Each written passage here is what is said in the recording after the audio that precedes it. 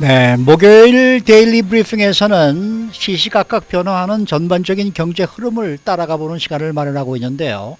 퀀텀 F&A의 최은화 대표 연결되어 있습니다. 안녕하십니까? 안녕하십니까? 네. 이 제롬 파월 연준 의장이 연방상원은행위원회에서 이 강력한 통화, 경기 부양 의사를 밝히면서 우려를 잠재웠습니다. 하지만 이 10년물 미국 국채금리는 1.4%를 통과한 데 이어서 지속적으로 상승할 것이다라는 전망이 나오는데 이거 어떻게 봐야 되겠습니까? 네, 우선 이제 채권에 대한 얘기를 하면은 조금 어려운 부분이 뭐냐면 채권 금리가 뭐냐, 이 부분부터 좀 해석이 필요한데요. 네. 주식은 뭐 사면은 가격이 올라간다니까 상당히 이해하기가 쉬운데 채권은 사겠다는 사람이 많으면은 채권의 수익률이 떨어집니다. 어허. 그 다음에 사겠다는 사람이 적어서 채권 가격이 떨어지면은 수익률이 올라갑니다. 같은 이자를 주는데 사는 가격이 낮아지면은 당연히 수익률이 올라가고 사는 가격이 높아지면 수익률이 떨어지는데 이제 그 내용은 뭐 여기서 커버하기는 힘들고 그냥 외우시면 됩니다. 채권 가격이 오르면 수익률이 떨어지고 채권 가격이 내려가면 수익률이 올라간다. 그래서 지금 수익률이 오른다. 국채 금리가 오른다는 현상은 뭐냐면 국채를 갖고 있겠다는 사람보다는 팔겠다는 사람이 많겠다라고 이제 해석을 하시면 되는 거고요. 이것은 그 월가의 분석가들은 이제 무슨 설명을 하냐면 지난 10년간의 그 10년 국채가 지난 그 1년간 이제 팬데믹 상황에서 경기가 굉장히 나빠질 것이라고 예상했던 사람들이 채권들을 많이 구입을 하다 보니까 이제 금리가 많이 떨어졌었죠. 이제 채권 가격이 올라가니까. 그런데 지금은 경제가 좋아질 것이라는 분위기로 전환됐다는 거죠. 전환되다 보니까 이제는 채권의 수익률 가지고 있기보다는 그쪽에서 팔고 나와야 되겠다라는 이제 그런 그 오버솔드 포지션, 즉 너무 많은 사람들이 팔고 싶어 한다는 거죠. 네. 그럼 이는 무슨 현상이냐면은 결국은 이제 인플레이션에 대한 우려라고 설명을 하긴 하는데 그 인플레이션에 대한 우려는 두 가지로 설명할 수가 있어요. 경제가 뭐 너무 공급이 딸려가지고 이제 모든 가격들이 상승하면서 물가만 막 올라가는 그런 현상을 겪는 데 대한 아주 부정적인 인플레이션에 대한 우려가 있을 수 있고 반대로 경기가 좋아지면서 이제 그 가격이 물가가 올라가는 그 긍정적인 인플레이션이 있을 수 있는데 지금 연준에서 바라볼 때는 이제 제가 자꾸 연준 얘기를 하는 것은 뭐냐면 그래도 가장 중립적인 입장에서 얘기를 하는 데가 연준이기 때문에 제가 연준을 많이 인용을 하는데 연준에서 볼 때는 지금 현재 나타나고 있는 일시적인 그 원자재 가격 상승이라든지 이런 부분은 그동안에 이제 인플레이션이 너무 지나치게 없던 상태에서 경기가 앞으로도 계속 하락할 것이라는 우려가 많았고 이러한 부정론이 지배를 하고 있다가 요즘에 와서 이제 코로나 그 바이러스 백신도 나오고 그 다음에 이제 그 추가 부양안도 나오고 그 다음에 최근에 나오는 여러 가지 경제 지표들이 다 좋은 상태가 나오니까 이제 경제가 제대로 회복되는 게 아니냐 이런 상태에서는 이제 어느 정도의 물가도 올라갈 것이고 그러다 보니까 이제 그 10년 만기 국채나 30년 만기 국채들의 수익률이 올라가기 위해서 그쪽에 그 매각이 많아지고 있다 이렇게 해석을 하고 있고요. 네. 그러면 과연 이 기조가 계속 유지될 것이냐는 이제 여기에 대한 게 그 질문이셨는데 이번에 이제 어제와 그저께 그 연준의 파월 의장이 의회에서 그 반기 금융정책 보고를 하는 과정에서 아주 확실하게 못을 박아주었죠. 자기가 볼 때는 지금의 그 원자재 가격 상승이라든지 이런 부분은 경제가 너무 어려웠다가 좋아지는 그 전환 시점에 나타나는 일시적인 현상이다. 그래서 이제 조금 지나면은 이게 잠재워질 것이고 또 그렇게 잠재워질 수밖에 없는 가장 큰 이유는 아직도 노동시장의 그 실업률이 높아서 그 인플레이션을 그 지배하는 여러 가지 요소 중에 가장 중요한 요소라고 할 수 있는 노동력, 노동 가치, 노동 가격이 정상화될 때까지는 인플레이션이 올라가기가 힘들다. 그런 점에서 연준에서 볼 때는 지금의 현상은 지나친 침체에 대한 우려에서 왔던 너무 낮은 금리가 정상화되는 과정이고 이 현상은 그렇게 오래가지 않을 것이다라는 의견을 주었어요. 이제 이게 뭐 연준의 예상이 꼭 맞는 건 아니지만 이러한 부분을 좀 고려하시면은 이 상승 기조가 계속 갈 것이냐에 대한 그 해답이 좀 나올 수 있을 겁니다. 네. 자, 그러면은 제롬 파월 연준 의장이 인플레이션은 우려하지 않아도 된다 이렇게 강하게 말을 했고 기준 금리도 완화하겠다 이렇게 말을 했는데 왜 이렇게 국채에 관한 금리가 오르는 겁니까?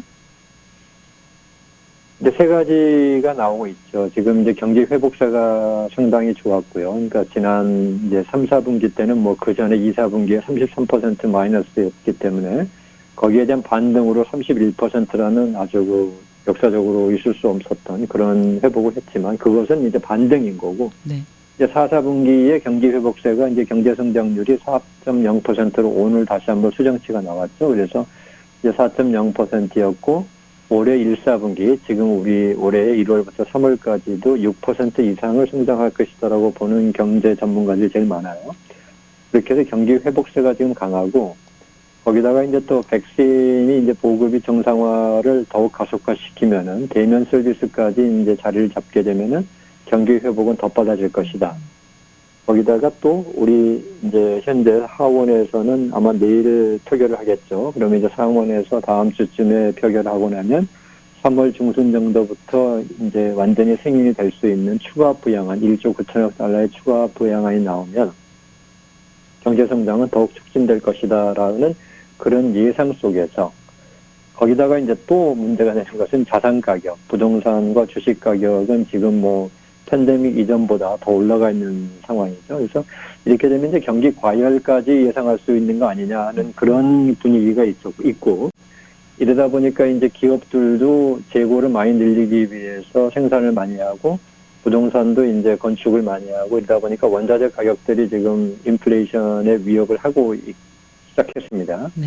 그래서 이제 이에 대한 반응으로 국채 금리가 오르고 있다고 해석이 되고 있는데 이제 여기에 대해서 연준은 뭐 원자재 가격 상승은 그런 그동안에 너무 지나치게 침체됐던 부분이 회복되는 과정에서 나오는 일시적인 현상이고 이러한 그 생산 가격 인상은 이제 궁극적으로 소비자 가격 인상으로 이어지는 사이클이 어느 정도 되고 나면은 그러고 나면은 이제 안정될 것이다라고 해석을 하고 있어서 노동시장이 완전히 회복되기 전까지는 지금의 그 조정 과정, 너무 지나친 침체에서 회복으로의 조정 과정이 좀 유지되다가 어느 정도 지나면 노동시장이 완전히 회복될 때까지는 이제 안정기를 찾을 것이다라고 보고 있는데 이 둘의 입장을 종합해서 보면 그 채권 분석가들의 그 가장 많은 중론은 지금의 국채금리 상승은 인플레이션 우려라기보다는 침체기에 낮아진 금리가 제자리를 찾는 과정이라고 보고 있고요. 이것을 영어로는 이제 요새 쓰는 단어가 리플레이션이라고 그래요. 인플레이션에다가 앞에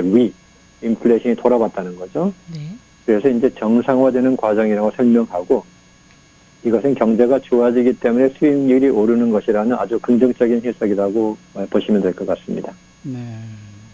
근데 이 제롬 파월 연준 의장이 말입니다. 그 연방하원 금융서비스위원회에서 연준의 인플레이션 2% 목표치 달성은 3년 정도 걸릴 것이다 이렇게 밝혀서 이 뭐 인플레이션은 아직 걱정할 단계가 아니라고 지금 얘기를 하고 있는데 말이죠. 이렇게 뭐 또 인플레이션이 억제가 되는 시대에 살고 있다 이런 얘기도 했단 말이에요. 이거 여기에 대해서는 어떻게 생각하십니까? 네, 경제학에서 인플레이션을 정의하는 것을 저희가 좀 기억해 놓으시면 도움이 많이 되실 거예요. 경제학에서는 이렇게 설명하죠. 너무 많은 돈이 너무 적은 공급을 쫓아가는 현상이다라고 설명합니다. 여기에는 세 가지 측면을 다 포함하고 있어요. 첫째, 너무 많은 돈. 두 번째, 너무 적은 공급. 세 번째는 쫓아간다 하는 것인데 이제 이것을 우리가 하나하나 본다 그러면은 첫째는 돈이 많이 풀려서 소비자들이 그 돈을 많이 가지고 있어야 되는 것이 이제 인플레이션의 한 가지 요인이 됩니다. 둘째는 소비자들이 돈이 아무리 많아도 소비하고 싶어 하지 않으면 돈이 그냥 축적될 뿐이지 인플레이션을 유발을 안 시키죠. 그래서 소비자들이 소비하고 싶은 그 돈을 쫓아가는, 물건을 쫓아가는 그 의지가 있어야 되는데 돈이 아무리 많아져도 소비자들이 불안해하면 소비를 하지 않죠. 그래서 이제 그렇게 되면 저축만 늘게 돼서 경제는 안 돌아가게 되는 거고 반대로 소비자들이 미래를 아주 지나치게 낙관하면 빚을 내서라도 소비를 합니다. 우리 금융위기 전에 그런 현상이 있었죠. 집값 오르니까 뭐 홈 에퀴티 라인 꺼내서까지도 소비를 했었죠. 실제는 이제 공급이 딸려야 됩니다. 그런데 지금 현재 상황을 보시면은 돈은 넘쳐나요. 근데 이것이 현재는 많이 저축에 쌓여 있으니까 이 부분이 이제 경제가 정상화되면은 많은 물건이나 서비스를 찾게 될 것이다. 여기까지도 그럴 수 있다라고 그 합리적인 설명을 할 수가 있죠. 그런데 지난 20, 30년간은 전 세계가 글로벌라이즈가 되면서 이게 생산이 너무 비싼 단가가 생기게 되면 다른 나라로 옮겨가고 그러면서 이 공급에 문제가 발생을 하질 않습니다. 거기다가 자동화, 디지털화 되니까 생산성이 올라가기 때문에 공급이 굉장히 빨리 넘쳐나요. 그래서 이 설령 돈이 너무 많은 돈이 있고 이것이 이제 경제가 정상화되면서 많은 분들이 마음에 안심을 하면서 소비를 한다고 해도 이 소비를 충분히 뒷받침할 만한 공급이 있기 때문에 이 공급 자체가 문제가 없는 한은 인플레이션이 발생하기는 굉장히 어렵다라고 보는 것이 지금 연준의 의견이고요.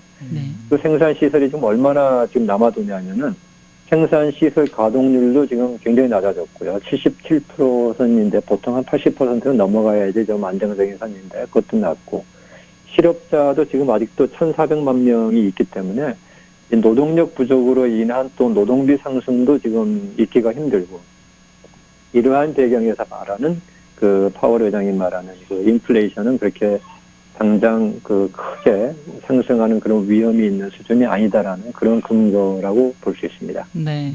만약에 그렇다면은 지금 현재 1조 9천억 달러 부양안도 있고 또 3조 달러 규모의 경기 부양책도 지금 준비된다고 하는데요. 이렇게 그 강력한 부양책으로 대규모 예산이 풀리면은 인플레이션 우려도 우려지만은 기준금리가 오르는 거 아니냐 이런 걱정도 있거든요. 이 부분은 어떻습니까? 네, 이제 이 부분에 대한 대답도 어제와 그제 있었던 의회에서의 그 반기 보고에서 파월 의장이 얘기하신 그런 부분들을 저희가 이제 설명을 드리면은 다 쉽게 이해가 가실 텐데요. 네. 연준 의장의 입장에서는 지금 경제가 좋아지고 있는 것은 분명하다. 그런데 이번 팬데믹 기간에 타격을 많이 받은 부문은 아직도 회복이 미진하다. 뭐 저희가 이제 우리 한인 사회가 가장 그 대표적인 경우죠. 우리 한인 사회가 대면 서비스가 많다 보니까 그쪽은 아직도 힘들지 않습니까? 그렇죠. 그래서 이러한 부분들을 해결하지 못하면 경제적으로나 사회적으로 어려울 수 있기 때문에 경기 부양책을 지지하는 입장인데 이 말은 뭐냐면 결국은 이 부분이 확실히 해결이 되지 않을 때까지는 부양 기조를 바꿀 수가 없는 거고 그만큼 아직도 경제는 불확실성과 위험이 존재하고 있다라는 해석이고요. 이 확실성이 나올 때가 되어서 이제 경제가 모든 파켓이 그러니까 우리 한국 분들이 많이 하시는 그 서비스업 같은 것도 다 정상화되고 이렇게 된 다음에 가서 부양 기조를 바꿔서 긴축 기조를 간다고 그래서 늦지 않는다는 말이기 때문에 어제 그제의 의회에서의 발언을 종합해 보면 기준금리를 올리는 그런 가능성은 당분간은 없다라고 못을 박아준 것이니까 그런 면에서 이제 기준금리에 대한 그 기준금리가 갑자기 올라가지 않겠냐는 우려는 높지 않다고 볼 수 있습니다. 네. 네. 오늘 말씀 잘 들었습니다. 네, 감사합니다. 네, 지금까지 퀀텀 FNA의 최영훈아 대표와 함께했습니다.